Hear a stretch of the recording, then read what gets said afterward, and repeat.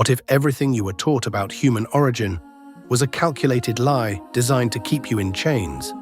What if the story of where you came from was not written to reveal truth, but to contain it? The deleted Gnostic revelations of Adam contain forbidden knowledge that orthodox dogma feared would trigger a sovereign spiritual revolution. Not a rebellion of violence, but a revolution of awareness. A realization so dangerous that it had to be buried, rewritten, and erased from history itself. Because if humanity ever remembered what it truly is, control would collapse overnight. Hidden within the Apocryphon of Adam is a final transmission, from Adam to his son Seth, not about sin, but about deception. If you're ready to question everything you've been told, like this video, subscribe, and stay until the end. Because this is not just information. This is something inside you about to wake up. Imagine Adam, at the end of his life, not as a symbol, not as a story, but as a being who remembers something humanity has forgotten. He does not speak like a man full of regret. He speaks like someone who has seen behind the illusion. He calls Seth close, not to teach obedience, but to reveal a truth that cannot be written openly. He tells him, before this world, we were something else, not bodies, not identities, not names, but awareness itself. A state where existence was not divided, where there was no separation between self and source. And in that state, there was no need to worship, because there was nothing above us.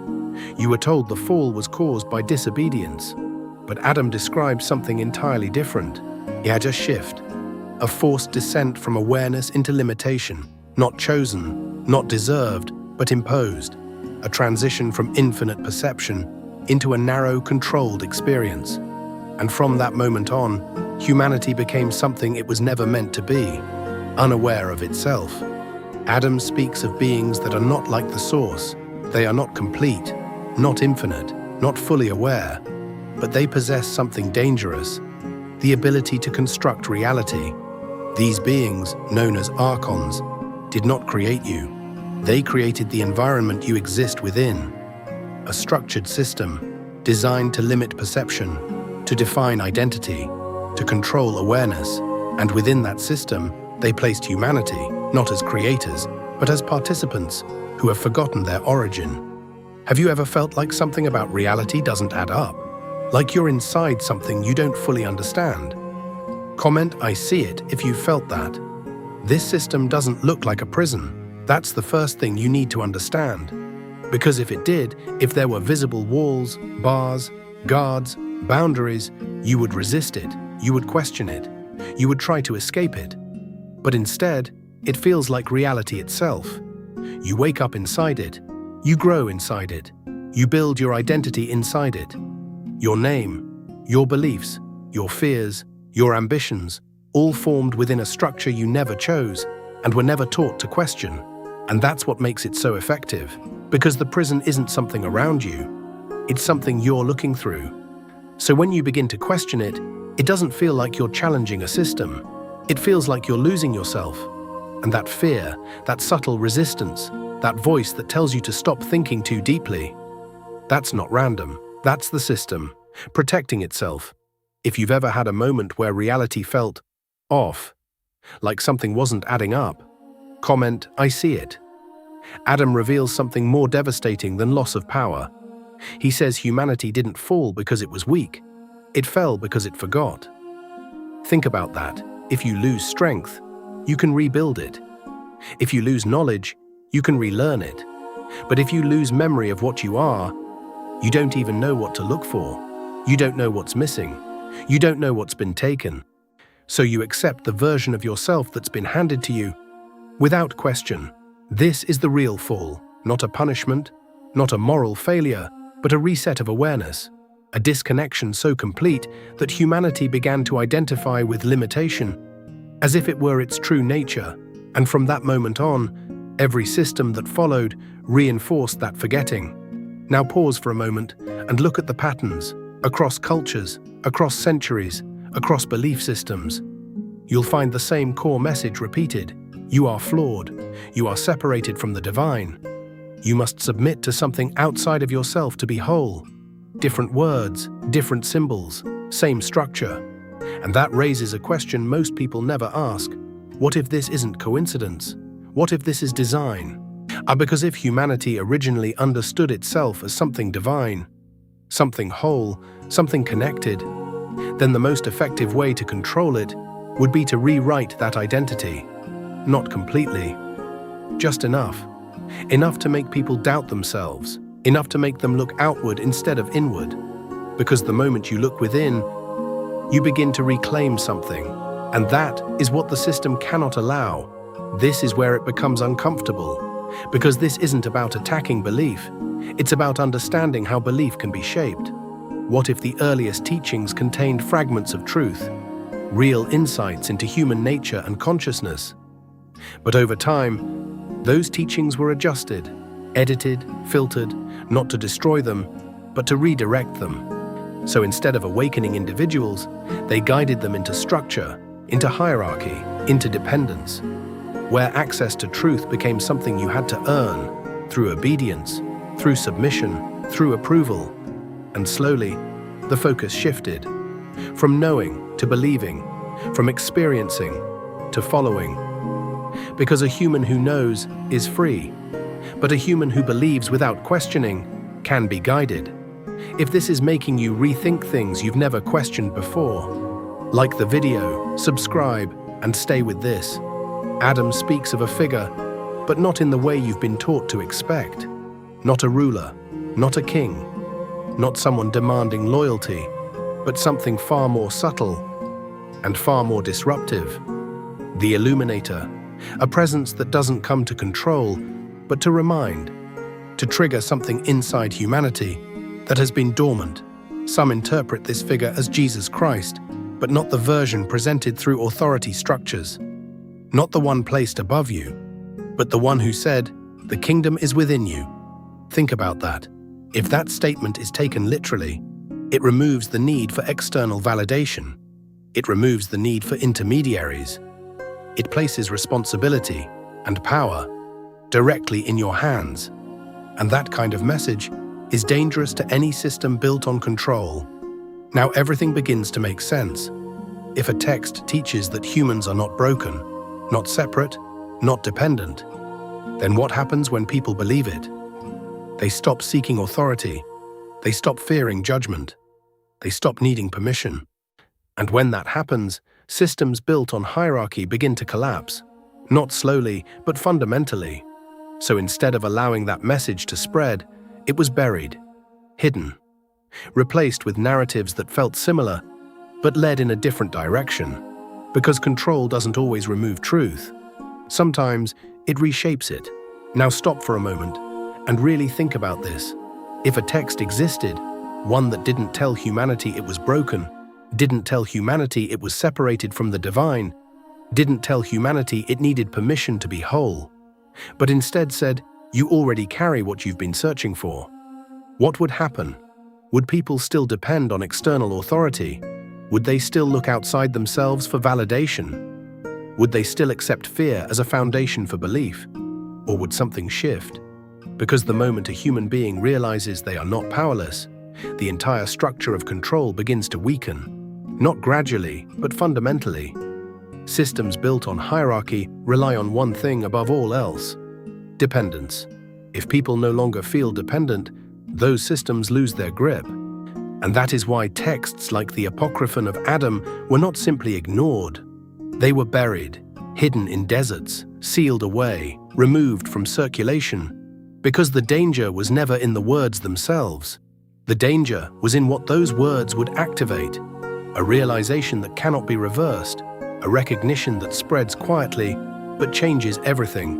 And once that recognition reaches enough people, control doesn't just weaken, it becomes impossible. Now look at the world you live in today. Not casually, not passively, look at it carefully. Everywhere you turn, there is something competing for your attention. Your phone lights up, a notification appears, a new video begins, another voice speaks, and before you even realize it, your attention has already moved. Again, and again, and again. From the moment you wake up to the moment you fall asleep, You are being pulled outward, rarely given space to stop, rarely given space to reflect, and almost never given space to sit in complete silence. Because silence is dangerous, not to you, to the system.